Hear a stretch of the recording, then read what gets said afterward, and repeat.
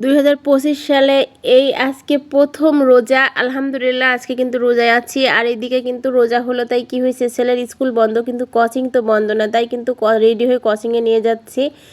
আসসালামু আলাইকুম, সবাই কেমন আছেন? আশা করছি ভালো আছেন। আমি আলহামদুলিল্লাহ অনেক বেশি ভালো আছি। আলহামদুলিল্লাহ আজকে যেহেতু রোজা, সবাই কিন্তু ইফতারি বানাতে অনেক ব্যস্ত। আর এদিকে আমি কিন্তু ছেলেকে কোচিং করে নিয়ে বাসায় আসার পরে কিন্তু ইফতারি বানানো শুরু করে দিলাম। এটা কিন্তু আজকে শাকের বড়া বানাবো। এটা কিন্তু বাসার কারোরই খুব একটা পছন্দ না বলবো। আসলে রোজার মধ্যে মনে হয় কোন জিনিসটা খাইলে হয়তো সারাদিন রোজা রাখার পরে এই সন্ধ্যের সময় কোন জিনিসটা খাইলে তো বেশি ভালো লাগে। এই জন্য হয়তো আমাদের বাসায় যে আপাটা থাকে ওর অনেক বেশি পছন্দ হয়, মানে কেন যেন খাইতে মন চাইছে, যে যাই হোক নিয়ে আসছে, এই জন্য বাসার সবার জন্যই কিন্তু বানিয়ে নিলাম।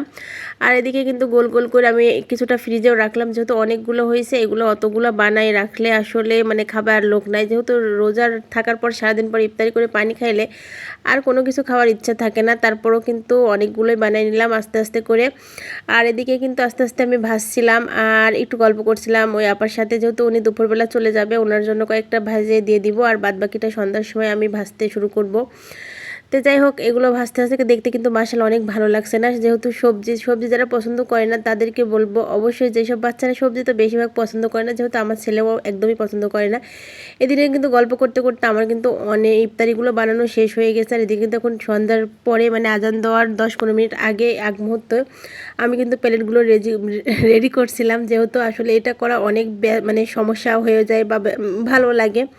তো এদিকে কিন্তু টমেটো কুচি করে নিচ্ছি, শসা কাটছি, তারপরে ক্ষীরখাজর, তারপরে বেগুনি, ওই শাকের বড়া, তারপরে ছোলা, সব কিছু মিলাই নিয়ে আজকে অবশ্য বাসাতে কোনো ফল নাই। ফল বলতে ইফতারিতে কোনো কিছু ফল সেভাবে কোনো কিছুই খায় না। আমার ছেলে তো একদমই ইফতারিতে ভাজা পোড়া খায় না, সে কিন্তু ভাত পছন্দ করে, তার জন্য কিন্তু মুরগি রান্না করছি, হয়তো সে এটাই খাবে। আর আমি কিন্তু কি করি দেখেন, আপনার সাথে একটু শেয়ার করি। মানে ইফতারি করার পরে, নামাজ পড়ার পরে যে কাজটা করি সেটা হলো, যেই ছোলাগুলো বা যেই চপগুলো থাকে সেগুলো কিন্তু শেষ মুহূর্তে আমি কিন্তু এইভাবে মাখাই খাই। এটা কার কার পছন্দ বলেন তো?